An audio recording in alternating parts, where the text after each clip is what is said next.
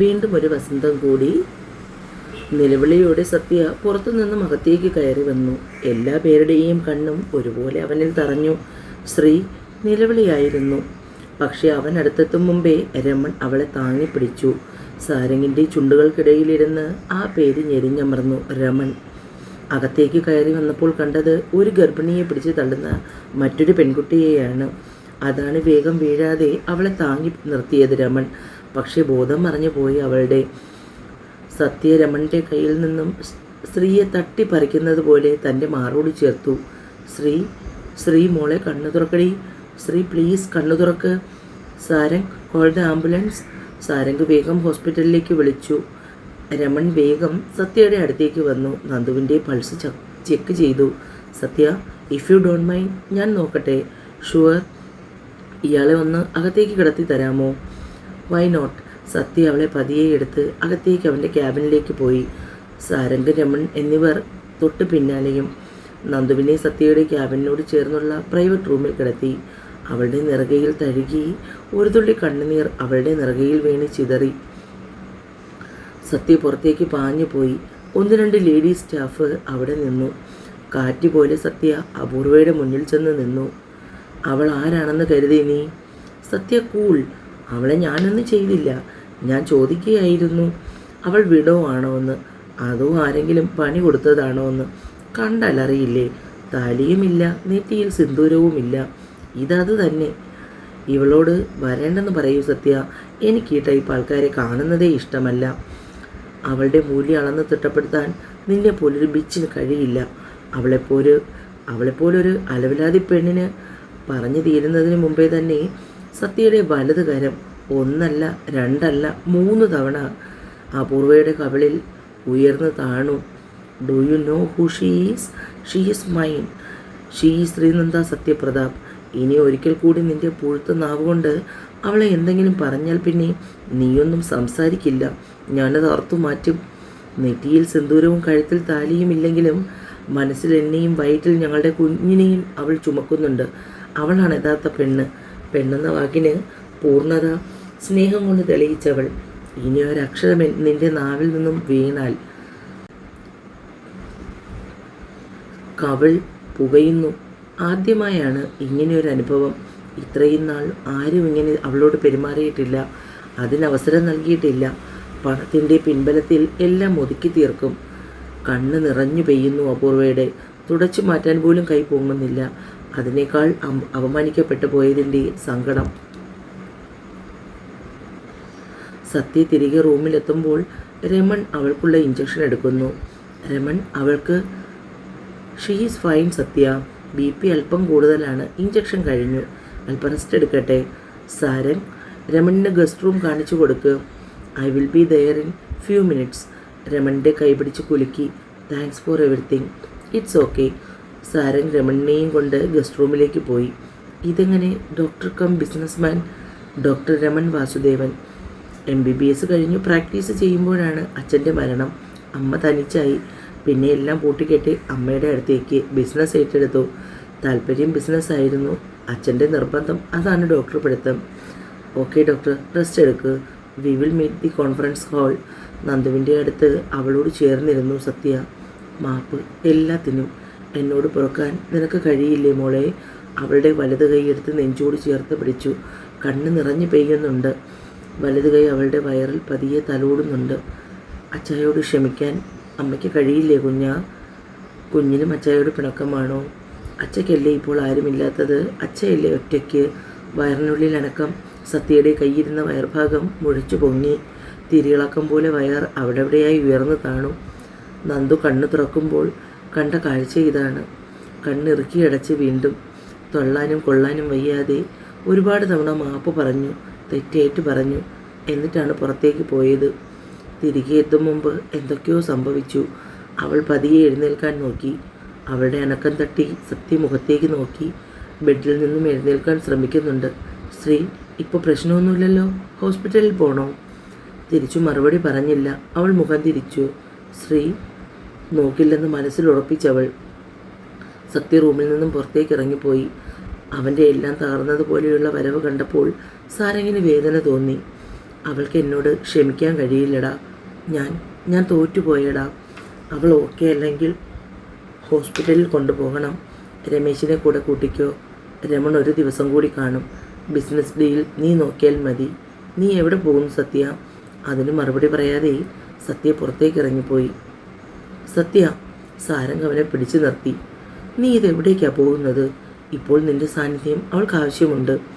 അവൾക്കൊപ്പം നിൽക്കണമെന്ന് തന്നെയാണ് എൻ്റെ ആഗ്രഹം. പക്ഷേ അവൾക്കത് ബുദ്ധിമുട്ടാകുമെന്ന് നീ അങ്ങ് സ്വയമേ വിചാരിച്ചു. ഇത് തന്നെയാണ് സത്യ നിന്റെ പ്രശ്നവും. എല്ലാ കാര്യങ്ങളും നീ മുൻകൂട്ടി തീരുമാനിക്കുന്നു, അതിനനുസരിച്ച് പ്രവർത്തിക്കുന്നു. നിന്റെ ഓപ്പോസിറ്റ് നിൽക്കുന്നവരെക്കുറിച്ച് നീ ചിന്തിക്കുന്നില്ല. അവൾ പറയണോ സത്യ നീ ഇപ്പോൾ അവളുടെ കൂടെ വേണമെന്ന്? നീയല്ലേ അത് മനസ്സിലാക്കി പ്രവർത്തിക്കേണ്ടത്? അവൾക്ക് നിന്നോടെന്തെങ്കിലും ദേഷ്യം ഉണ്ടായിരുന്നെങ്കിൽ എപ്പോഴേ അവൾ ഇവിടുന്ന് പോകുമായിരുന്നു. അപ്പോൾ ഞാൻ അവളുടെ ഒപ്പം നിൽക്കുന്നതാണോ സാരംഗ് നന്ദുവിന് ഇഷ്ടം? എനിക്കെന്താടാ ഇതൊന്നും മനസ്സിലാക്കാൻ കഴിയാത്തത്? വല്ലാത്ത വേദന തോന്നി സത്യയ്ക്ക്. നിനക്കറിയില്ലേ സാരംഗ്, ഞാൻ അവളെ എത്രമാത്രം സ്നേഹിക്കുന്നുണ്ടെന്ന്. പക്ഷേ എനിക്കറിയില്ല അതെങ്ങനെ പ്രകടിപ്പിക്കണമെന്ന്. നീ ഇപ്പോൾ ഒന്നിനെക്കുറിച്ച് ആലോചിച്ച് വിഷമിക്കേണ്ട. തൽക്കാലം നന്ദുവിൻ്റെ അടുത്തേക്ക് ചെല്ലാൻ നോക്ക്. സാരംഗ്, പിന്നെ ഒരു കാര്യം, എത്രയും പെട്ടെന്ന് അപൂർവയെ ഇവിടെ നിന്നും പറഞ്ഞു വിടണം. ഞാൻ അവളുടെ ഏട്ടനെ വിളിച്ച് എല്ലാ കാര്യങ്ങളും സംസാരിച്ചിട്ടുണ്ട്. കൂടുതൽ ചോദ്യോത്തരങ്ങൾക്കൊന്നും നിന്നു കൊടുക്കേണ്ട. തൽക്കാലം നീ തന്നെ എയർപോർട്ടിൽ അവളോടൊപ്പം പോകണം. ഫ്ലൈറ്റ് പോയതിനു ശേഷം മാത്രമേ തിരികെ വരാവൂ. സത്യ പറഞ്ഞതുപോലെ തന്നെ സാരംഗ് ചെയ്തു. ക്യാബിനോട് ചേർന്നുള്ള പ്രൈവറ്റ് റൂമിൽ കയറുമ്പോൾ കണ്ടു ബെഡിൽ തളർച്ചയോടെ നിൽക്കുന്ന നന്ദുവിനെ. അടുത്ത് തന്നെ ഓഫീസിലെ മറ്റൊരു സ്റ്റാഫ് കൂടി ഇരിപ്പുണ്ട്. സത്യ അകത്തേക്ക് കയറി ചെല്ലുന്നത് കണ്ടതും സ്റ്റാഫ് പുറത്തേക്ക് ഇറങ്ങിപ്പോയി. സത്യ നന്ദുവിൻ്റെ അടുത്തിരുന്നു. അവളുടെ നിറകിൽ പതിയെ തലോടി. അവൾ കണ്ണു വലിച്ചു തുറന്ന് സത്യയെ നോക്കി. എല്ലാത്തിനും ഞാൻ മാപ്പ് പറഞ്ഞില്ലേ?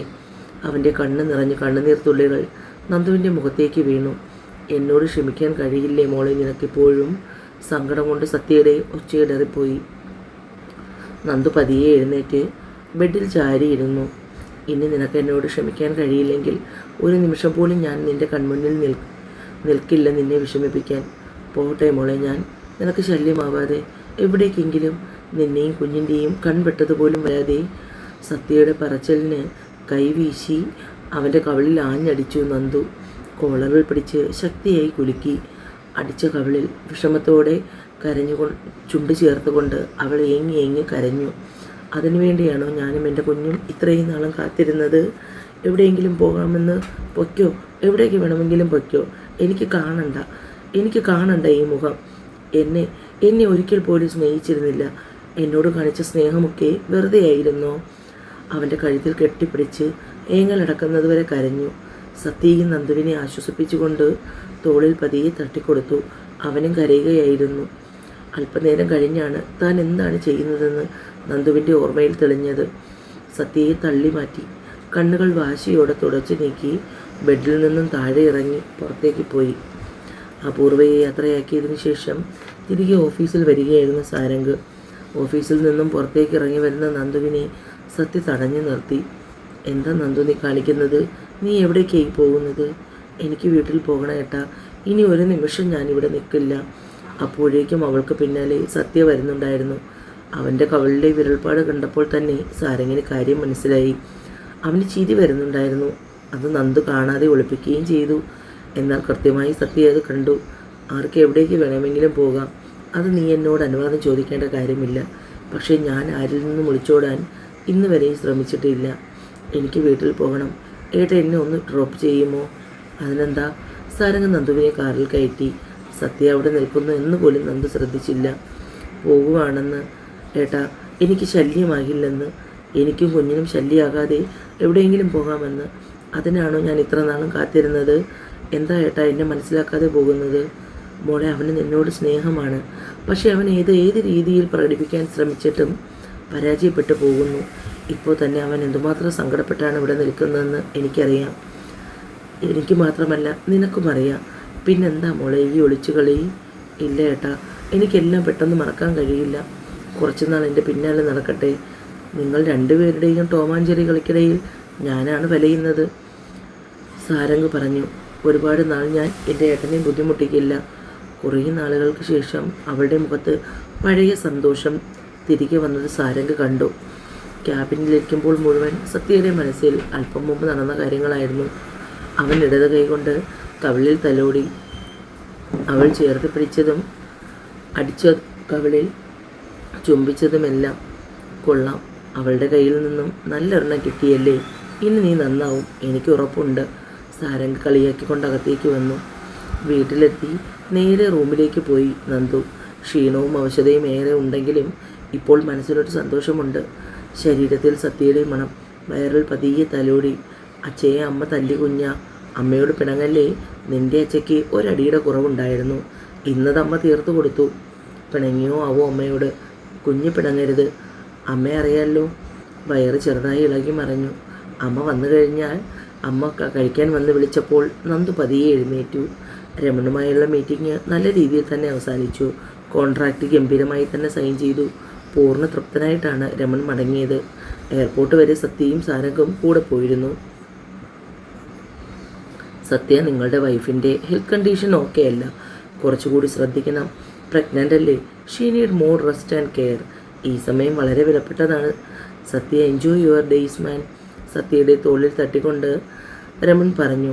പെണ്ണ് പിണങ്ങി ഇറങ്ങിപ്പോയതാണ്, ഇനി എങ്ങനെ മെരുക്കിയെടുക്കും? അതിനിടയിൽ ചെയ്തു തീർക്കാൻ ഇനിയും ഒരു ജോലി കൂടി ബാക്കിയാണ്. സാരംഗ്, അർജൻറ്റ് മീറ്റിംഗ് വിളിക്കുക. കോൺഫറൻസ് ഹാളിൽ എല്ലാ സ്റ്റാഫുകളും എത്തി. ഒരു പ്രധാന തീരുമാനമെടുക്കുന്നതിന് വേണ്ടിയാണ് ഇങ്ങനെ ഒരു മീറ്റിംഗ്. രമൺ ഗ്രൂപ്പിന് വേണ്ടി ഞാൻ പ്രിപ്പയർ ചെയ്ത കൊട്ടേഷൻ അല്ല അവിടെ എത്തിയത്. അതുമാറ്റി കമ്പനി റെപ്യൂട്ടേഷൻ വരെ തകർക്കാൻ കണക്കിനുള്ള മെയിലാണ് അവിടെ കിട്ടിയത്. അതും ചെയ്തത് ഇവിടെയുള്ള ഒരു സ്റ്റാഫാണ്. അതാരാണെന്ന് അവർ തന്നെ പറയുന്നതായിരിക്കും നല്ലത്. ഒടുവിൽ ആരിൽ നിന്നും പ്രതികരണമൊന്നുമില്ല എന്നറിഞ്ഞപ്പോൾ അക്കൗണ്ട് സെക്ഷനിലെ പുതിയ സ്റ്റാഫായ വീണയുടെ നേർക്ക് സത്യയുടെ വിരൽ ചൂണ്ടി. ആൾക്കൂട്ടത്തിനിടയിൽ തൻ്റെ നേർക്ക് നീണ്ടുവരുന്ന കൈ അവഗണിക്കാൻ വീണയ്ക്ക് കഴിഞ്ഞില്ല. അവൾ സീറ്റിൽ നിന്നും എഴുന്നേറ്റു. അനിലിൻ്റെ കൂടെ ചേർന്നുകൊണ്ട് കമ്പനി നശിപ്പിക്കാമെന്നാണ് വീണ കരുതിയതെങ്കിൽ തനിക്ക് തെറ്റിപ്പോയി. ഇത് വളരെ കഷ്ടപ്പെട്ട് സത്യപ്രതാപ് ഉണ്ടാക്കിയെടുത്ത സാമ്രാജ്യമാണ്. എല്ലാം അറിഞ്ഞ ആ നേരം തന്നെ ഇവിടുന്ന് പറഞ്ഞുവിടാൻ എനിക്കറിയാഞ്ഞിട്ടല്ല. തൻ്റെ വീട്ടിൽ ഞാൻ വന്നിരുന്നതാണ്. തൻ്റെ വീട്ടിലെ ചില മുഖങ്ങളെ ഓർത്ത് മാത്രമാണ് ഇപ്പോഴും എൻ്റെ മുന്നിൽ താനിങ്ങനെ നിൽക്കുന്നത്. അവൾ വേഗം സത്യയുടെ അടുത്തേക്ക് ചെന്ന് കൈകൾ കൂപ്പി. ഒന്നും മനഃപൂർവ്വമല്ല സാർ ചെയ്തത്. അയാൾ എന്നെ കെണിയിൽപ്പെടുത്തുകയായിരുന്നു. അയാൾ പറയുന്നതിന് കൂട്ടുനിന്നില്ലെങ്കിൽ അനിയത്തിമാരെ ഉപദ്രവിക്കുമെന്നായി. അതുകൊണ്ട് മാത്രമാണ് എനിക്ക് അയാളെ അനുസരിക്കേണ്ടി വന്നത്. ഇനി ഒരിക്കലും ഞാൻ സാറിനോ ഈ കമ്പനിക്കെതിരായി നിൽക്കില്ല. ഇത്രയും പേരുടെ മുന്നിൽ വെച്ച് ഇത് പറയേണ്ടി വന്നതിൽ എനിക്ക് സങ്കടമുണ്ട്. സാറിന് ഒരു വിഷമവും വേണ്ട. ഞാൻ ഇതല്ല, ഇതിനേക്കാൾ കൂടുതലാണ് അർഹിക്കുന്നത്. അതെനിക്കറിയാം. വീണയെ കുറ്റപ്പെടുത്തുന്നതിന് വേണ്ടി എല്ലാം ഞാൻ നിങ്ങളുടെ മുന്നിൽ അവളെ വിളിച്ച് കാണിച്ചത്. പക്ഷേ നാളെ ഒരു സമയം നിങ്ങൾക്കാർക്കും ഇതുപോലൊരു തെറ്റ് പറ്റരുത്. സത്യ പറഞ്ഞു നിർത്തി. രാത്രി കിടക്കാൻ നേരം നന്ദു വെറുതെ സത്യയെക്കുറിച്ച് ഓർത്തു. ഒരുപാട് തവണ ചെയ്ത തെറ്റിന് മാപ്പ് പറഞ്ഞു. എന്നിട്ടും താൻ ക്ഷമിച്ചില്ല. ക്ഷമിക്കാൻ കഴിയുമായിരുന്നിട്ടും പലപ്പോഴും ദേഷ്യം ഭാവിച്ചു. അതാളെ കൂടുതൽ സങ്കടപ്പെടുത്തി. ഇന്നലെയും തൻ്റെ കാൽക്കൽ വീണ് മാപ്പ് പറഞ്ഞതല്ലേ, എന്നിട്ടും താനത് വകവച്ചില്ല. കുഞ്ഞാ, അച്ഛനെ അമ്മ ഒരുപാട് സങ്കടപ്പെടുത്തുന്നുണ്ടോ? കുറച്ച് സങ്കടപ്പെടട്ടെ. അമ്മയെ എന്തോരം വേദനിപ്പിച്ചതാ. ചോദ്യവും ഉത്തരവും ഒക്കെ നന്ദു തന്നെ കണ്ടുപിടിച്ചു. മൊബൈലെടുത്ത് സത്യയുടെ ഫോട്ടോ ഓരോന്നായി നോക്കി. ചേർത്ത് പിടിക്കാനും ആ നെഞ്ചിൽ ചേർന്ന് കിടക്കാനും എനിക്കും ഭാവയ്ക്കും ആഗ്രഹമുണ്ട്. പക്ഷേ പറ്റില്ലല്ലോ. ഓർത്തതേ സങ്കടം വന്ന് കണ്ണു നിറഞ്ഞു. മൊബൈൽ മാറ്റിവെച്ചു. അമ്മയുടെ സങ്കടം മനസ്സിലാക്കി എന്നവണ്ണം കുഞ്ഞിൻ്റെ ചലനം വയറ്റിൽ അനുഭവപ്പെട്ടു. ഇല്ല കുഞ്ഞാ, അമ്മ കരയില്ല. അമ്മയ്ക്ക് കുഞ്ഞുണ്ടല്ലോ. പെട്ടെന്ന് മൊബൈൽ റിങ്ങായി. സ്ക്രീനിൽ നോക്കുമ്പോൾ സത്യയാണ്. ഒരു നിമിഷം വന്ദിച്ചു പോയി. നന്ദു മൊബൈൽ എടുക്കണമോ വേണ്ടയോ എന്ന ചിന്തയിൽ. മുഴുവൻ റിങ് ചെയ്ത് കട്ടായി. അപ്പോഴേക്കും സങ്കടം തോന്നി. എടുക്കാമായിരുന്നു. തന്നെ അന്വേഷിച്ച് വിളിച്ചതല്ലേ.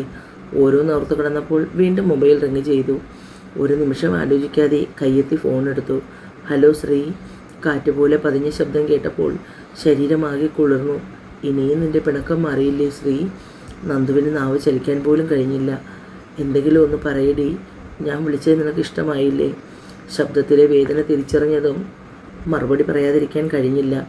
ഇഷ്ടക്കേട് എന്നുള്ള വാക്കൊക്കെ എൻ്റെ ഡിക്ഷണറിയിലുണ്ടോ? ഞാൻ സെൽഫിഷ് അല്ലേ, സ്വാർത്ഥ? അവളുടെ പരിഭവവും പിണക്കവും മുഴുവനും ഉണ്ടായിരുന്നു ആ വാക്കുകളിൽ. നിന്നെ കേൾക്കാൻ ഞാൻ തയ്യാറാക്കാത്തതിൽ ഇനിയെങ്കിലും എല്ലാം മറന്ന് നമുക്കൊന്നിച്ചുകൂടെ? അങ്ങനെ എല്ലാം മറന്ന് ഒന്നിക്കാൻ നമ്മൾ തമ്മിൽ എന്ത് ബന്ധമാണുള്ളത്? ഒരു കഷ്ണം പേപ്പറിൽ ഒപ്പിട്ട് എല്ലാം അവസാനിപ്പിച്ചതല്ലേ?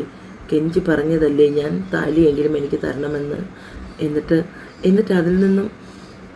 എന്നിൽ നിന്നും അതും അഴിച്ചു വാങ്ങിയില്ലേ? എന്നെ ആരും അല്ലാതാക്കിയില്ലേ ഒരു നിമിഷം കൊണ്ട്? ഇപ്പോൾ ഞാൻ ആർക്കും ആരുമല്ല. എന്തവകാശമാണ് നിങ്ങൾക്കുള്ളത് എന്നിൽ? താലി കെട്ടിയ പുരുഷനെന്നോ? അതൊക്കെ എന്നെ അവസാനിപ്പിച്ചു. എൻ്റെ കുഞ്ഞിൻ്റെ അമ്മ. ആ അവകാശം പോരേടി എനിക്ക് നിന്നിൽ? ആർക്കും ഇനിയിട്ട് പന്ത് തട്ടാൻ ശ്രീനന്ദ നിന്നു കൊടുക്കില്ല. എല്ലാ അവകാശവും ഉപേക്ഷിച്ചാണ് ഈശ്വരമംഗലത്തു നിന്നും പടിയിറങ്ങിയത്. ഇനിയൊരു അവകാശത്തിൻ്റെ പേരിലും തിരികെ വരില്ല. തുടരും.